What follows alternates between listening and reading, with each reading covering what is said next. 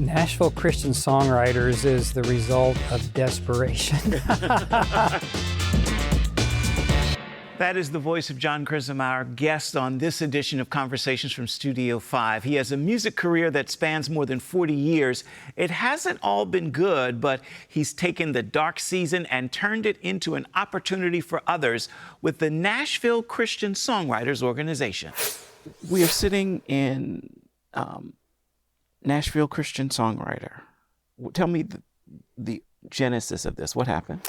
Nashville Christian Songwriters is the result of desperation. I like that. Okay. Came back to Nashville 11 years ago, had been serving a church in the Midwest, and didn't end all that well, as things can go. I've had a lot of history here in Nashville. Came back a little bit with my tail between my legs, like, oh God, what are we going to do? 58 years old, and God inspired sharing, at that time, 35 years of Christian music success and experience. And here we are. Nice. Let's talk about some of that experience that brings us here. You were with Integrity Music, you've been a worship leader. Just chronicle some of that journey for us. Came to Nashville in 1983 to take a church job that fell through. We had $40 and no place to live. We were briefly homeless, and wound up through a mutual friend meeting Gary McSpadden and Bill Gaither. They listened to a couple of little songs of mine that have never seen the light of day, and they signed me to a publishing contract, and I just ran hard with that, wrote 5 nights a week, wound up placing almost 20 songs in my first year with artists. And they signed me, they hired me as a publisher, didn't even know what a publisher was. And I grew up to be VP of Publishing. I was with the Gaithers for 7 years over on Music Row, and then was recruited to go to Mobile, Alabama to work with Integrity Music. Mobile's not the end of the earth, but you can see it from down there.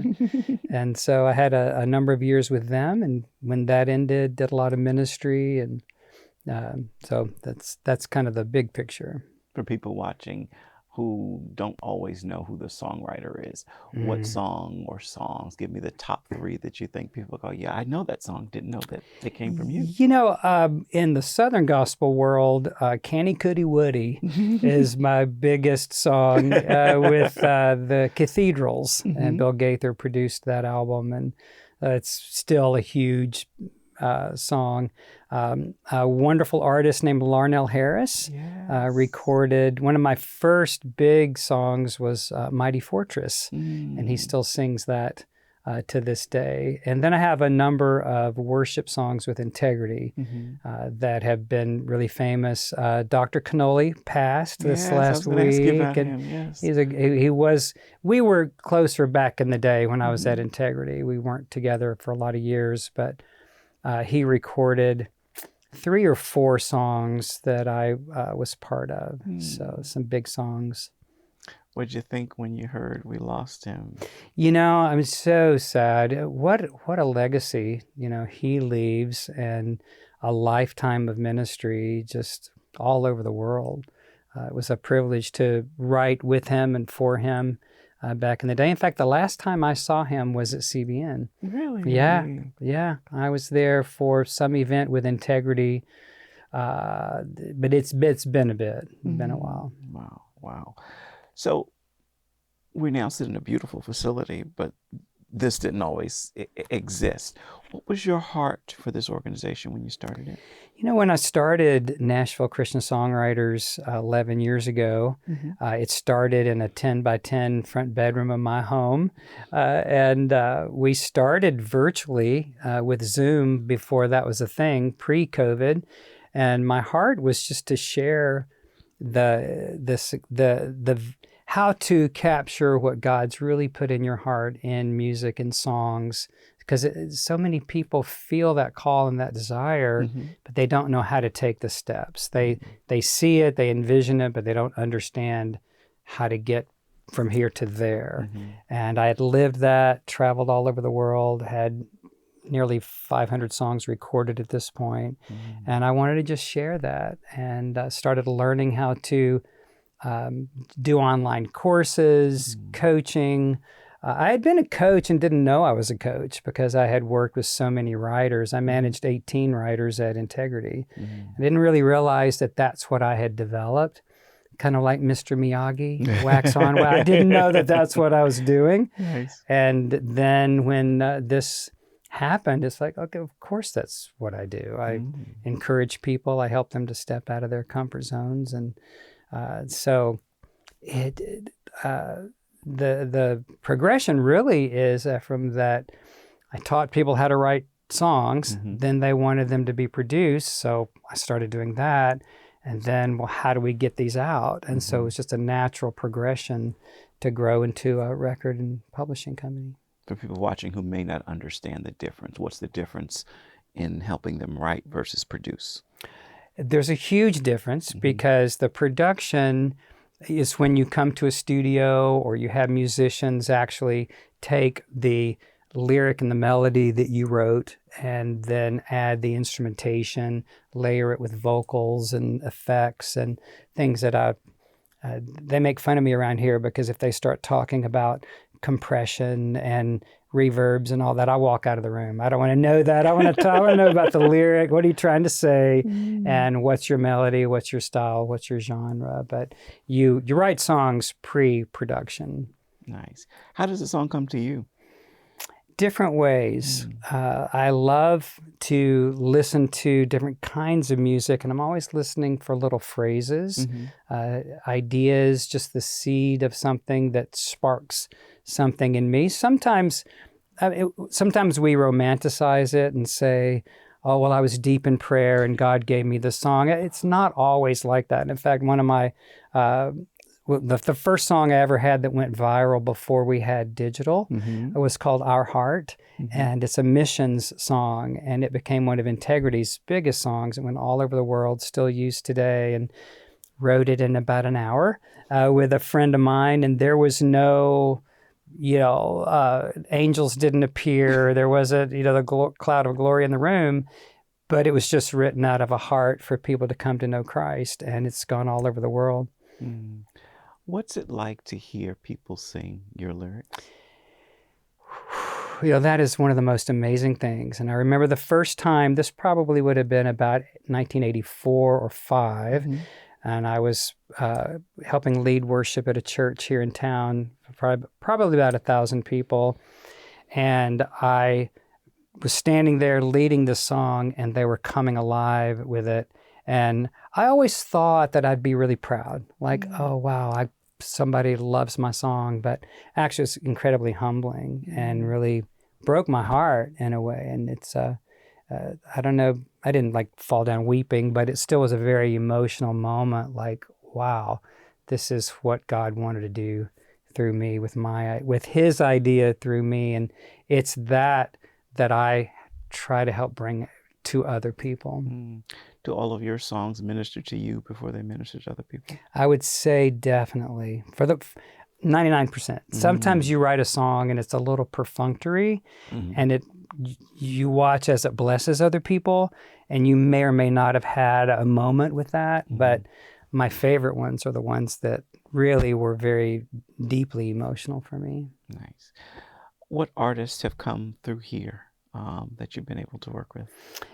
We are so new here. Clark Beckham is a wonderful new artist that we're working with. We're working with a band called Eau Claire, a little indie rock band. We're working with a young lady named Annalise Sherrod, who is a wonderful indie singer-songwriter type. I've worked with a lot of bigger name people, but we're new here with our new record company and all that. So can you come ask me that in about 3 years? Of course. I love it. Take me on a mental tour, if you will, of this building. What's all here? This is a bungalow, 1940s bungalow. It actually was a country music publishing company for 30 years. And when we came in 2 years ago, we did a lot of painting, refinishing floors. We took the studio down to the studs. Everything we're sitting in here with today is brand new. It's a beautiful facility, and we now have an incredible performance pavilion. We have retreats and special events here, and we have an outdoor kitchen. We have a beautiful sound system, lights. It's heaters in the rafters in the pavilion. It's really quite beautiful. And our executive offices for 5 employees now, myself, and I'm the grandpa. I'm totally the grandpa. Nice, nice. How are you feeling to have accomplished this now? It's amazing, actually. I was just telling someone earlier today that when I was a younger man, I was very anxious and ambitious about accomplishing things. And I love motivational speakers. I think I've coined a phrase, motivational. I actually have a 31-day motivational email series. But I think that I was really anxious about accomplishing things. And as I look back now, at 68 years old, and I look at 45 years in music, and now I think I'm just hitting my stride. And I feel that God has really renewed my youth and given me just such a beautiful opportunity to speak into a younger generation and to share life's lessons and wisdom. I feel humbled by it. To look back at all the songs, traveling 1,000,000 miles with Delta around the world, singing and preaching and sharing, and now to be able to do this and hand it on. Wow, it's so beautiful. It's humbling and kind of scary some days, I have to tell you. Oh, that's good. Yeah.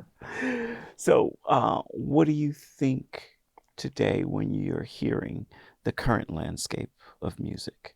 What are you hearing? What are you thinking? You know, that's an interesting question, because I think in some ways you look and you see that some people are really trying hard to regurgitate a formula, and they're trying to fit into trends. They're trying to fit into something that is successful or is what's popular right now. But what excites me are the people who are the disruptors. I love that. I've always wanted to be, I think I have been a disruptor in some ways, but to see people who are reacting even to AI music with something that is so organic. You know, it's the artist versus the algorithm. And that really is where we are right now.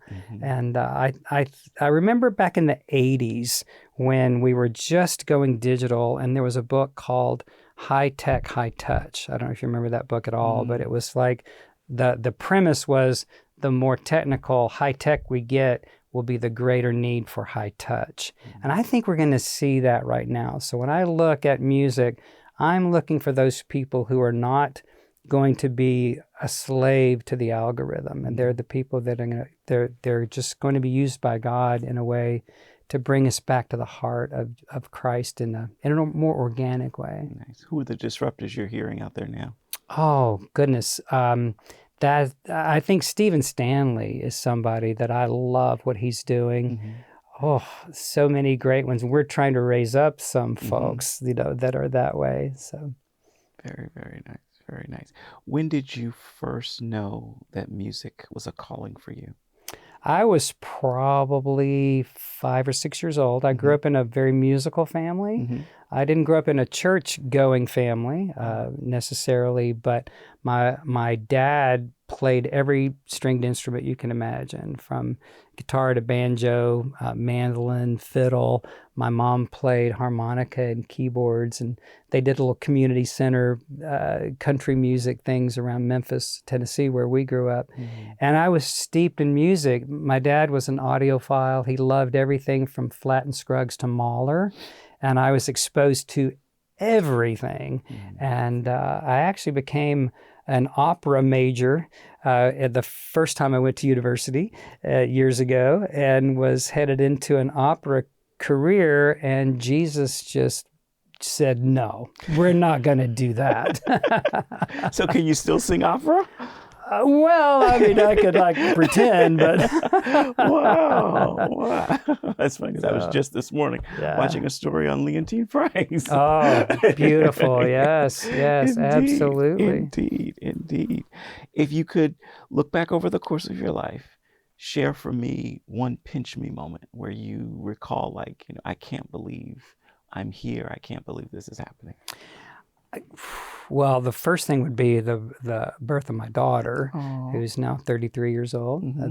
That would have to be it. As far as the music career and all that, I think it would be when Steve Green recorded a song that I co-wrote with a dear friend, and it was called Call to Worship, and it opened his first big album.